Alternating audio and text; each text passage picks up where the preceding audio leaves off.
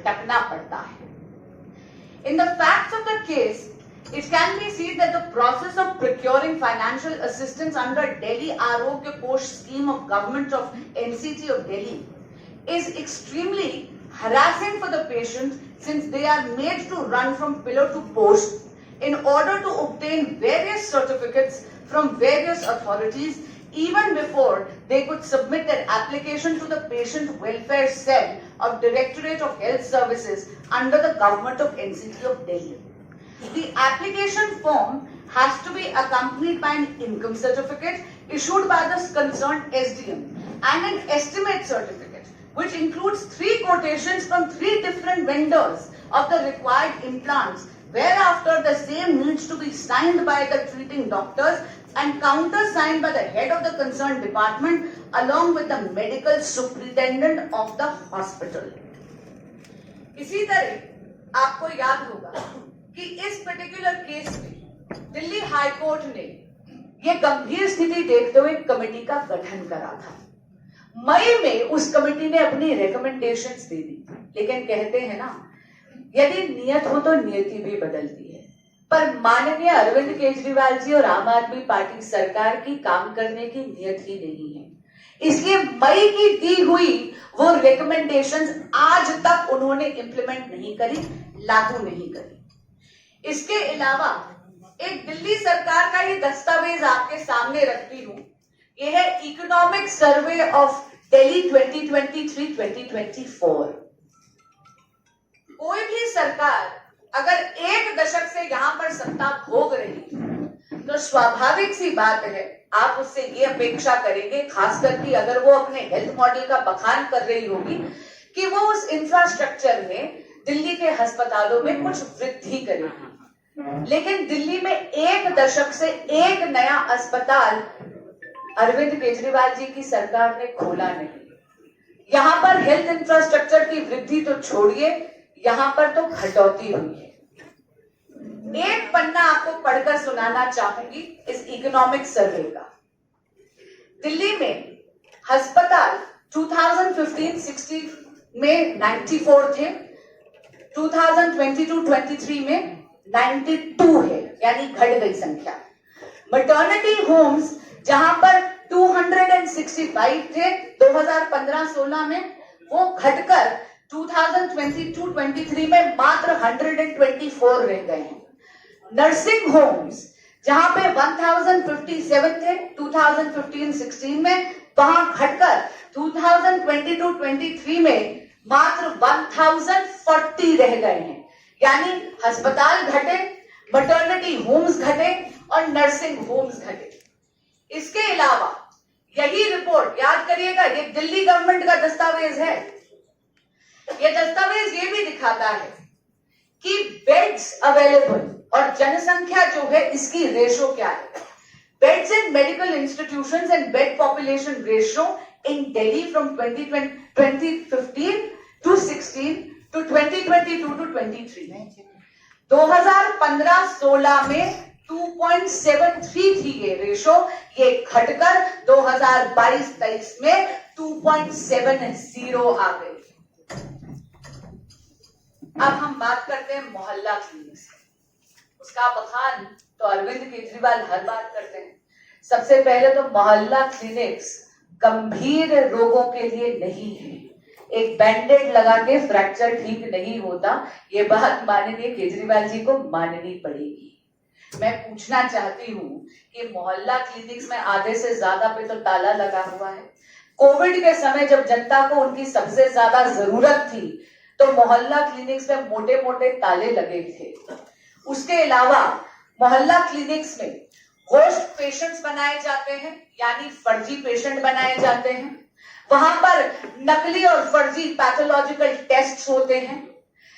वहां पर आपको डॉक्टर नहीं देखता, एडमिनिस्ट्रेटिव स्टाफ ही आपको पर्ची लिखकर दे देता है दवाई की। ये सारी की सारी बातें जो मैं बोल रही हूं, ये अपने मन से मनगढ़ंत नहीं बोल रही। ये सीएजी की रिपोर्ट है जो फरवरी 2024 में उन्होंने पेश करी थी। और आपको याद रहेगा, मेडिसिन प्रोक्योरमेंट स्कैम भी अरविंद केजरीवाल जी की सरकार ने करा है, जहां पर यह पता चला था कि घटिया गुणवत्ता की दवाइयां अरविंद केजरीवाल जी अपने दिल्ली के मोहल्ला क्लिनिक्स और दिल्ली के अस्पतालों में दे रही हैं। यानी दिल्ली वासियों का स्वास्थ्य अरविंद केजरीवाल जी की राजनीति का मोहरा बन गया है। लेकिन अब नहीं, हम सब ने अपने चुनाव प्रचार में जनता से ये वादा करा था कि आयुष्मान भारत योजना से हम दिल्ली की जनता को वंचित नहीं रखेंगे, उनको ऐसा वंचित नहीं रहने देंगे। अरविंद केजरीवाल जी की भेदभाव की राजनीति हम नहीं चलने देंगे, इसके लिए चाहे हम अदालत का दरवाजा ही क्यों ना खटखटाना पड़े। तो अरविंद केजरीवाल जी के अन्याय के खिलाफ दिल्ली के 7 सांसद अब न्यायालय जा रहे हैं और दिल्ली की जनता की पुरजोर आवाज बनकर ये मांग कर रहे हैं कि दिल्ली में भी आयुष्मान भारत लागू हो।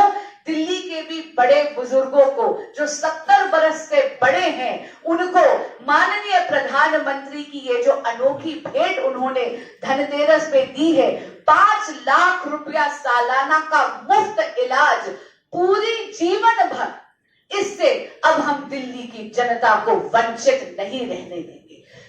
अरविंद केजरीवाल जी, दिल्ली की जनता आपसे अघा चुकी है। दिल्ली अब बहाने नहीं, बदलाव चाहती है। धन्यवाद। बहुत दुख के साथ ये कहना पड़ रहा है कि पूरे देश में प्रधानमंत्री जी की बहुत महत्वाकांक्षी योजना देश की जनता के लिए आयुष्मान भारत योजना, जिसमें पूरे देश के 50 करोड़ से ज्यादा लोगों ने अपना रजिस्ट्रेशन कराया है और आज तक 6.5 करोड़ से ज्यादा लोग आयुष्मान भारत योजना से प्रतिवर्ष जो 5 लाख रुपए तक का स्वास्थ्य बीमा परिवार में किसी एक व्यक्ति को मिलता है, उसका लाभ ले चुके हैं। दुर्भाग्य की बात यह है कि दिल्ली के अंदर जो ये अराजक सरकार अरविंद केजरीवाल साहब की, जो आज भी है, क्योंकि आतिशी जी तो उनकी खड़ाऊ मुख्यमंत्री है, उन्हीं के कहने पर चलती है, और अरविंद केजरीवाल जी ने, क्योंकि उन्हें भाजपा वालों से दुश्मनी है, वो दुश्मनी इस हद तक हो गई कि अब वो दिल्ली वालों के साथ दुश्मनी निकाल रहे हैं। एक तरफ उनके उप मुख्यमंत्री खुद कहते हैं विधानसभा में कि आयुष्मान भारत योजना लागू करेंगे, क्योंकि उस समय दिल्ली की जनता का प्रेशर था, और दूसरी तरफ आज वो आयुष्मान भारत योजना में कमियां निकालते हैं, झूठी बात करते हैं, पूरे देश की जनता को गुमराह करने का काम करते हैं। अगर दिल्ली में आयुष्मान भारत योजना लागू हुई होती तो इलाज ना होने के कारण जो हजारों लोग कोविड के समय चले गए अपने परिवारजनों को छोड़कर, शायद वो ना जाते। अरविंद केजरीवाल ने दिल्ली की जनता के साथ दुश्मनी निकाली है।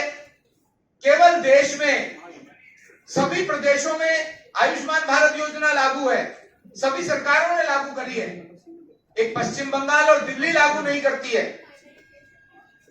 इस बार तो प्रधानमंत्री जी ने जो 70 वर्ष से ऊपर के बहन भाई हैं, माता पिता हैं, बुजुर्ग हैं, उनके लिए ये योजना irrespective of their economic affiliations सबके लिए लागू कर दी है। पार्लियामेंट कॉन्फ्रेंस में गए थे